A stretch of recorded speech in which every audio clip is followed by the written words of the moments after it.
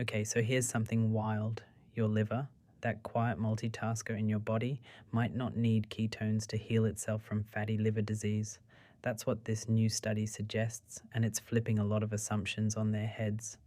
Oh, that's already fascinating. I mean, we always hear about how important ketones are for energy and fat metabolism, so this feels like a pretty big deal. It really is.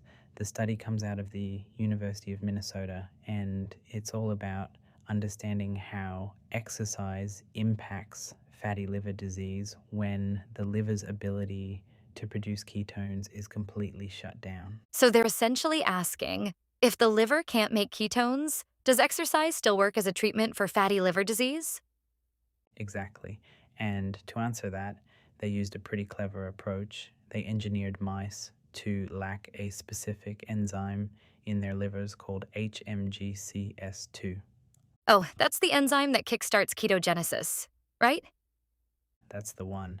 Without HMGCS2, these mice couldn't produce ketones in their livers, which made them the perfect model for testing this question. So, what did they do first? They started with a single bout of exercise. They put these knockout mice, along with normal mice, on a treadmill for an hour and then looked at what happened to their liver fat. And what did they find? Well, here's where it gets interesting. The knockout mice, the ones that couldn't produce ketones, actually experienced an accumulation of fat in their livers after exercising. Wait, so instead of burning fat, their livers were storing it? Exactly. Compared to the normal mice, the knockout mice had much lower levels of liver ketones and significantly higher levels of liver fat after that single workout. That's surprising. So, in the short term, if the liver can't produce ketones during exercise, the fat just gets stuck there? That's what the data suggests, and it wasn't just exercise that caused this fat buildup. The researchers also tested other high fat scenarios like fasting for 18 hours or following a ketogenic diet for 72 hours. In every case, the knockout mice showed the same pattern, more fat stuck in the liver. So, at this point, it sounds like ketogenesis is absolutely critical for preventing liver fat buildup during stress or exercise. That's exactly what the researchers thought too. They hypothesized that if ketogenesis is so important in the short term, then it must be essential for long term exercise training to reduce liver fat. Makes sense, right? If the liver can't clear fat during a single workout, how could it possibly handle the demands of a long term training program? That's what makes the next part of the study so surprising. The researchers put these mice on a 6 week treadmill training program where they exercised 5 days a week. And what happened? The results were completely unexpected. Despite not having the HMGCS2 enzyme, the knockout mice were able to reduce their liver fat just as effectively as the normal mice. Wait, what?